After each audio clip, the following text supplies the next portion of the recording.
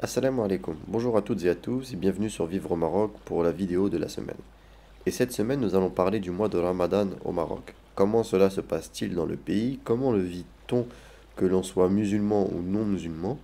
Le pays vit durant ce mois au rythme du Ramadan et de nombreuses activités et de nombreux domaines sont réadaptés uniquement sur ce mois-ci. Toute la population change ou modifie son quotidien pour se caler sur ce nouveau rythme. Les horaires changent et le cycle jour-nuit est également chamboulé pour la majorité des Marocains. Alors voyons ensemble comment tout cela se passe durant ces 30 jours de jeûne qu'observera le Maroc.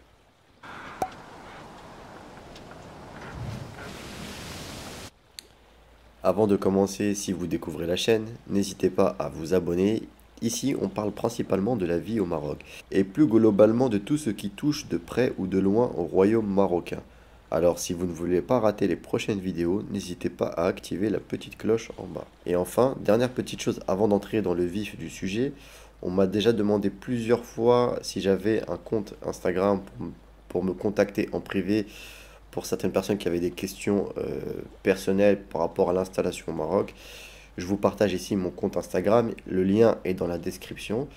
Mes messages privés, je crois, sont ouverts, donc vous pouvez me contacter. Après, je ne suis pas un expert dans tous les domaines, mais si je peux vous aider, n'hésitez pas, cela me fera plaisir. Le contexte, donc. Pendant le Ramadan, le pays chamboule quelque peu son mode de vie et cela commence par les horaires. Il faut savoir que le Maroc est situé sur le fuseau horaire GMT+1 et qu'il est important de noter que le Maroc a supprimé le système de changement d'heure. Vous savez, le changement d'heure qui existe toujours en France, qui consiste à changer d'heure en hiver et en été, le pays est donc maintenant toute l'année sur son ancienne heure d'été, sauf pendant le mois de Ramadan où le pays passe sur le fuseau horaire GMT+2. Et donc, ce qui fait que nous serons durant ce mois, par exemple, entre la France et le Maroc, à 2 heures de décalage. L'heure de l'iftar qui correspond à la rupture du jeûne est donc avancée aux alentours de 19 heures dans le royaume, après avoir débuté aux alentours de 5 heures du matin. Autre contexte, le pays sort de 2 ans de crise sanitaire durant lesquelles les mosquées étaient fermées pendant tout le mois de Ramadan, et où donc il était impossible d'accomplir ses prières. Cette année, elles ont donc toutes rouvertes pour le plus grand bonheur des habitants et des habitantes. De manière générale, durant le mois de Ramadan, le Maroc s'adapte, et donc la plupart des commerces et administrations adaptent également leurs horaires. Durant cette période, retardant leur ouverture généralement d'une heure ou deux par rapport à d'habitude, permettant de commencer un peu plus tard, et avançant leur fermeture pareil d'une heure ou deux pour permettre de partir un peu plus tôt, se reposer ou préparer le repas, etc. Les banques notamment allègent davantage leur temps de travail et ferment généralement même aux alentours de 15h30. Cependant, la pause du midi pour la plupart des commerces n'existe plus, c'est donc un travail continu, ce qui permet de compenser un petit peu ce changement d'horaire. Les restaurants et les cafés sont quant à eux dépendants de la zone où ils se trouvent. Si c'est une zone touristique qui comporte par exemple des non-musulmans, il est habituel qu'ils restent ouverts, avec encore une fois des horaires un peu aménagés, mais sinon pour tous les autres, ils sont fermés toute la journée et ouvrent en fin de journée pour l'heure de la rupture du jeûne. Les supermarchés et les grandes surfaces sont quant à eux toujours ouverts et modifient très peu leurs horaires, ou parfois en ouvrant un peu plus tard et en fermant également un peu plus tard le soir. Parce qu'il faut savoir que la vie nocturne au Maroc est assez prononcée durant ce mois, et il est donc souvent fréquent de faire ses courses ou en tout cas d'aller se balader le soir. De manière générale, tous les services publics sont toujours fonctionnels durant ce mois et il n'y a aucune inquiétude à avoir de ce côté-là. Au quotidien, c'est également un petit peu chamboulé. Certaines écoles aménagent également leurs horaires avec des entrées décalées, par exemple 9 heures du matin au lieu de 8 heures du matin, des sorties avancées.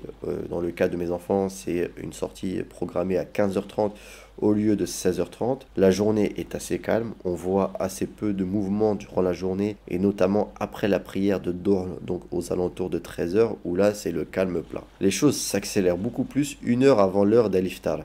Al-Iftar, ça correspond à la rupture du jeûne. La circulation est beaucoup plus dense.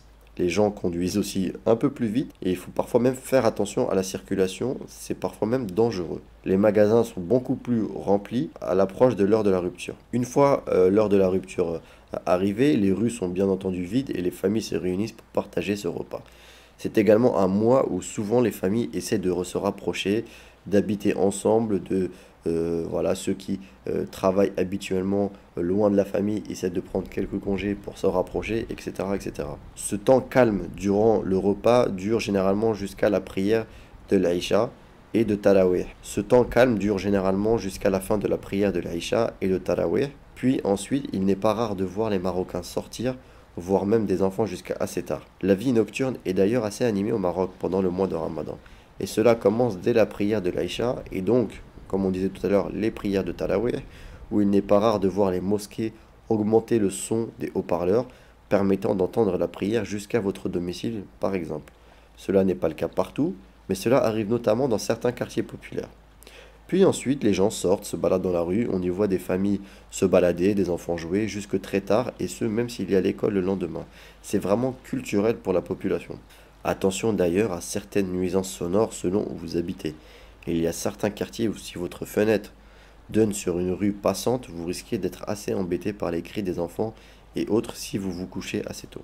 Le phénomène Tramdena. Alors, je ne sais pas si je le prononce bien, c'est quelque chose que je ne connaissais pas avant d'arriver au Maroc, mais c'est malheureusement un phénomène qui arrive souvent chaque année au début du mois de Ramadan. En fait, en quoi consiste ce phénomène? Il y a malheureusement beaucoup de gens qui sont atteints de manque durant ce mois, soit par la cigarette, soit par la drogue, d'autres qui sont vraiment accros à la caféine, qui sont vraiment perturbés durant le premier jour de jeûne. Et il y a des drames qui arrivent au Maroc. Et donc c'est pourquoi dans certains quartiers où vraiment là on parle d'endroits euh, assez limités, mais ça arrive au Maroc ils ont donné un nom à ce phénomène. On peut voir des bagarres faire fureur dans certaines rues et il y a même des drames, des meurtres dans certaines régions du pays. Là on parle vraiment de gens qui sont atteints vraiment d'addiction et qui ne peuvent pas s'en passer. Et donc durant les premiers jours de jeûne, ils sont en manque et ils commettent malheureusement d'atroces actes. Donc on voit ici l'auteur de l'article qui essaie d'expliquer, ce sont les personnes qui sont en manque de cigarettes, de drogue et de café, mais en général c'est surtout les personnes qui sont en manque de drogue. On voit les gens s'insulter, on voit les gens, donc dans ces régions-là, hein, c'est pas partout, c'est assez rare, moi je l'ai jamais vu, mais ça arrive au Maroc pour que ça en parle dans les journaux nationaux. Et donc on peut avoir aussi certaines bagarres, donc certains meurtres. Donc voilà, c'est un peu l'aspect négatif mais c'est pas lié enfin, c'est pas le Ramadan qui apporte ça, c'est vraiment la population. C'est une partie de la population qui est tellement en manque et qui en vient à commettre des actes irréfléchis et ne comprennent même pas pourquoi ils font ces gestes-là. L'élan de solidarité. Durant le mois de Ramadan, les associations d'une part sont encore plus en activité avec des distributions de nourriture, des aides pour payer les factures chez les commerçants, pour les couvertures, pour les logements qui sont insalubres, etc., etc. Et il y a quelque chose de courant au Maroc, c'est vraiment le paiement d'une ardoise chez l'épicier. Je ne sais pas si vous savez ce que c'est. En fait, au Maroc, il est très courant que la population locale vive à crédit tout au long du mois chez l'épicier. C'est-à-dire qu'il fait ses courses sans payer dans l'instant et celui-ci note dans un carnet toutes les choses que la personne a prises durant tout le mois. Et à la fin du mois, la personne vient payer tous ses achats et c'est vraiment extrêmement courant au Maroc. Nous, quand on vient de France, c'est vraiment quelque chose qui nous échappe. On prend quelque chose, on veut le payer tout de suite. Mais pour une partie de la population, ils sont obligés de vivre comme ça ils ne peuvent pas, en fait, financièrement, pouvoir payer tous les jours ce qu'ils prennent. Ils doivent attendre la fin du mois de récupérer soit leur salaire, soit l'argent de leur commerce, etc., etc. C'est une pratique très courte. Et donc, c'est quelque chose qui peut arriver dans toute l'année, mais particulièrement pendant le mois de Ramadan, il y a une action très connue qui consiste à aller voir l'épicier et lui demander en fait l'ardoise d'une famille, de la famille la plus pauvre qu'il connaît, ou d'une veuve par exemple, et de payer en totalité ses dettes. Ainsi, la personne revient voir l'épicier, celui-ci lui dit que tout a été réglé, et c'est vraiment un soulagement pour la personne endettée et pour la personne qui était dans le besoin. D'autre part, la population est également bien plus solidaire en cette période, que ce soit en termes de partage de ftour, le voisinage s'organise souvent, s'entraide ensemble. De manière générale, les Marocains sont un peuple très solidaire, mais ce caractère est encore plus amplifié durant ce mois, et cela est vraiment visible. Le Ramadan au Maroc est donc vraiment un mois magnifique.